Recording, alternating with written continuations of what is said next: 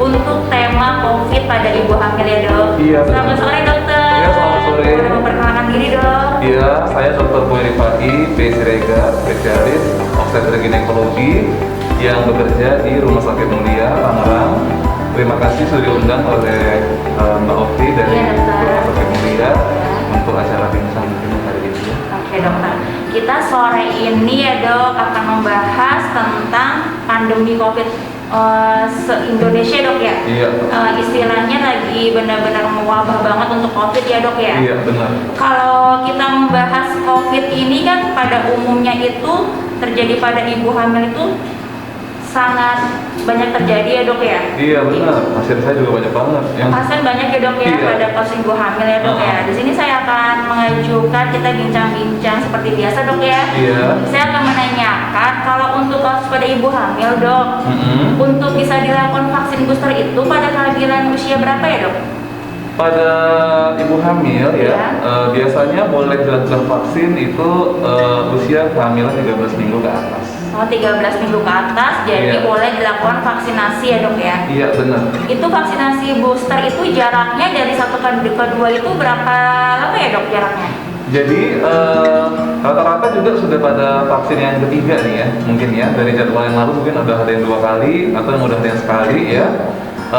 Jadi syaratnya itu kalau dengan ibu hamil yang sudah isoman selama dia 10 hari, 10 hari. kemudian gejala sudah membaik, kemudian temperaturnya juga sudah bebas Normal. demam, ya, oximeter juga sudah menunjukkan angka di atas 95%. Kemudian ya kalau dengan gejala yang asimptomatik atau dengan gejala ringan, ibu hamil boleh vaksin booster itu setelah 1 bulan setelah bebas dari konfirmasi positif COVID. Iya. Kemudian penyintas COVID juga, mana tahu yang lalu pernah kena COVID. Iya, biasanya setelah sebulan dari bebas dari COVID boleh melakukan vaksin booster ya. Kalau dengan gejala berat itu biasanya minimal sih 3 bulan setelah terkonfirmasi positif dan sembuh.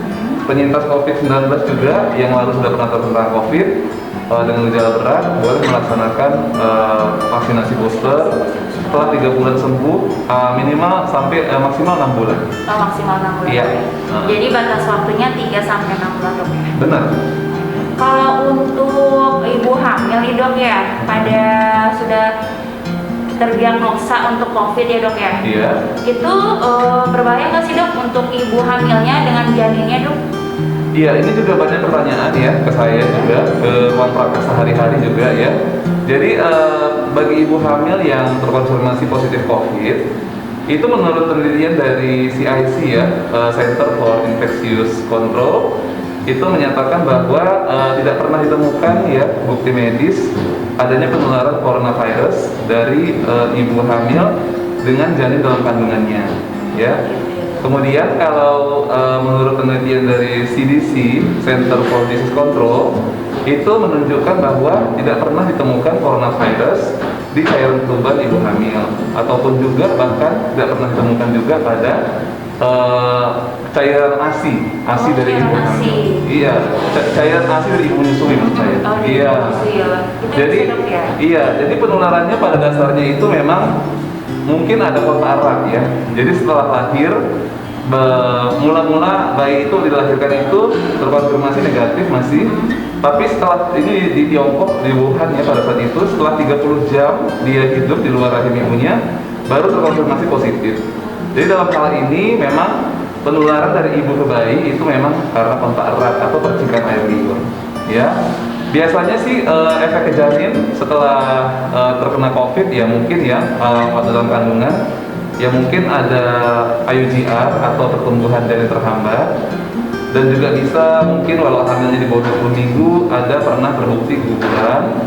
Kemudian juga mungkin ada kelahiran prematur, maksudnya di atas 20 minggu tapi belum saatnya, belum 37 minggu udah lahir gitu ya. Kemudian juga ada juga yang bilang lahir mati ya, ada terbukti beberapa penelitian melaporkan seperti itu. Itu terjadi dok ya? Iya, tapi sebagian besar sih ya, sebagian besar sih gejalanya gejala ringan. Oh, gejala. Iya, jadi yang tadi saya bilang itu sebagian kecil saja. Oh, sebagian kecil bisa. Jadi nggak perlu khawatir banget. Jadi nggak perlu khawatir ya dok ya, Iya, untuk benar. kasus pada ibu hamil. Jadi memang kalau yang memang sama dengan bayinya itu karena hanya kontak erat ya dok ya, Iya benar. dengan ibunya sendiri ya dok ya. Iya, makanya kalau ibu hamil yang ibu yang sudah menyusui, kalau bisa sih tetap prokes, iya ya, pakai masker, ya, supaya bayinya juga tidak terkena virus COVID yang ibunya sedang positif COVID gitu. Jadi sebaiknya walaupun sudah melahirkan, sedang menyusui, saran dari dokter bahwa itu tetap kita menggunakan masker ya dok ya. Benar. Untuk menjaga bayinya, menjaga ibunya juga dok ya. Iya. Oke dok. Selanjutnya dok, kalau untuk kehamilan pada pandemi COVID ini dok, kalau sudah memang dia terdiagnosa COVID dok, apakah dilakukan tindakan SC dok atau bisa lahiran normal? Iya, terima kasih. Jadi kalau tindakan SC itu nggak mutlak harus dilakukan ya. Oh tidak mutlak ya? Iya. Jadi tidak harus benar-benar prosedurnya kalau COVID ini harus SC gitu dok ya? Iya, jadi tergantung kepada kondisi obstetriknya ya. Misalnya mungkin dia juga udah ada ketuban pecah dini, kemudian mungkin ujung-ujungnya sepsis, kemudian gawat janin, ataupun mungkin dia preeklamsi berat yang udah ada impending eklamsi, ataupun mungkin juga panggul sempit atau plasenta previa yang sudah mengeluarkan darah. Kalau itu ya wajar di sesar ya. Tapi kalau ataupun juga mungkin yang ada kondisi medis, misalnya ada penyakit jantung yang berberat ke lahiran anaknya nanti, kalau kayak gitu boleh di sesar. Tapi kalau dia masih memang tidak ada indikasi yang tertentu banget, hanya karena COVID doang, tapi obstetrinya semua bagus, status obstetrinya bagus, ya lahir normal aja. Iya. Jadi jangan takut ya dok ya. Iya. Kalau misalkan kita sudah terdiagnosa COVID sebelum pasca lahiran, itu tidak semua dilakukan dengan SC, tergantung indikasi ya dok ya. Iya benar. Benar ya dok ya. Jadi ini dok ada pertanyaan banget pada umumnya dok ya, dengan Iya. kasus pandemi ini dok. Apa sih dok tipsnya, kisi-kisinya kalau untuk pada ibu hamil, isoman itu apa sih dok yang aman gitu? Iya, jadi isoman itu ya, kalau memang kita nggak ada kalau memang asimptomatik ya, dengan gejala ringan, ya sebaiknya ya mungkin tidur terpisah dengan anggota keluarga yang lain ya, ataupun mungkin di kamar mandi juga terpisah dengan keluarga yang lain. Kemudian kalau bisa alat makan atau alat mandi juga dipisah dengan keluarga yang lain. Kemudian ya pantau tetap ya, pantau BCG ya, siapa tahu di rumah juga ada dokter sendiri. Kemudian kalau bayinya juga kurang gerakan, atau ada keluar darah dari kemaluan, atau ada keluar cairan dari kemaluan, ataupun udah ada tanda dari paru, ataupun mungkin gerakan janin berkurang, itu segera harus ke vaskes terdekat gitu ya. Mungkin awalnya mungkin ke puskesmas atau ke klinik bidan, lanjutannya mungkin ke rumah sakit. Iya. Jadi suka banyak pertanyaan sih dok ya, kalau pada saat isoman itu pada ibu hamil yang dilakukan apa nih? Dia mau kontrol ke dokter spesialis kandungan biasa atau memang nunggu ke IGD? Jadi suka banyak masyarakat bingung nih dok untuk pada ibu hamil sih sebenarnya. Iya. Hal ini juga banyak ditanyakan juga ya. Banyak ya dok ya? Iya. Berarti sama ya dok ya? Jadi kalau ibu-ibu ini ya udah rasanya terkonfirmasi positif, kemudian pemeriksaan apa aja yang perlu dilakukan, ya mungkin yang pertama di rumah itu harus ada temperatur, ya, Itu paling utama ya dok ya? Iya, kan juga nggak begitu mahal ya, Iya, cukup iya. ekonomis. Kemudian juga mungkin oximeter. Oximeter. Iya, apabila saturasi memang di bawah 95%, ya segeralah ke fase terdekat ya. Kemudian mungkin bisa konsul telemedicine ya, dengan Kemenkes juga sudah memfasilitasi untuk ada program telemedicine ya. Mungkin di tiap rumah sakit juga ada konsultasi via telemedicine yang di-provide oleh rumah sakit untuk konsultasi langsung antara pasien dengan dokter. Iya, kemudian juga mungkin perlu USG atau CTG jika ada sesuatu yang rasanya dicurigai berbahaya. Misalnya tadi saya bilang itu mungkin ada keluar darah dari kemaluan, ataupun mungkin keluar cairan dari kemaluan, atau gerakan janin berkurang, ataupun mungkin sudah keluar tanda-tanda persalinan. Iya, seperti itu. Pertanyaan terakhir dok, pemeriksaan apa saja sih dok untuk pada ibu hamil yang terkena COVID? Pemeriksaan apa saja yang dilakukan untuk ibu hamil dan janinnya dok? Sebenarnya ya, kan yang kita takutkan pada komplikasi yang terjadi pada ibu hamil yang memang dengan gejala berat, itu kan memang pertumbuhan janin terhambat ya. Jadi sih saya rasa sebaiknya mungkin ya lihat perkembangan janin ya, berat janin, panjang janin dari sedikit, berat janin ya melalui USG yang teratur ya.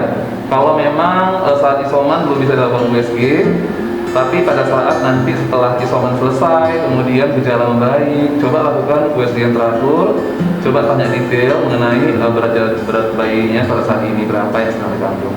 Itu aja sih saya rasa. Kemudian ya mungkin tetap dengan prokes, kemudian mungkin juga termometer dan oximeter jangan dilupakan gitu. Iya.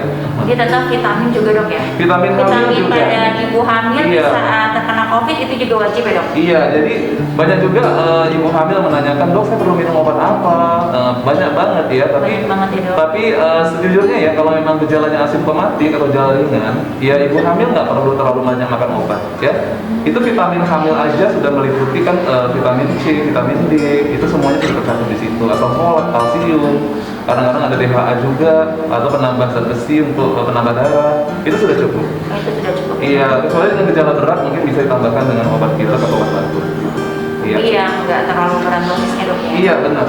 Jadi pada umumnya itu kalau untuk pandemi COVID ini ibu hamil, jadi kita lebih banyak ilmunya dok ya, banyak Iya. browsing juga.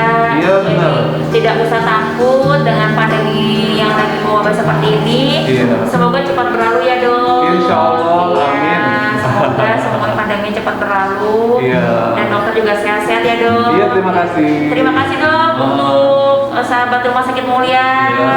Untuk sore ini kita bersama Topus selalu dengan Dr. Boy Rifai.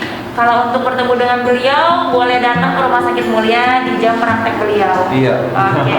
Terima kasih dokter, sahabat Iya. Rumah Sakit Mulia. Iya, selamat Rumah Sakit Mulia. Terima kasih. Iya, sehat selalu. Oke dok.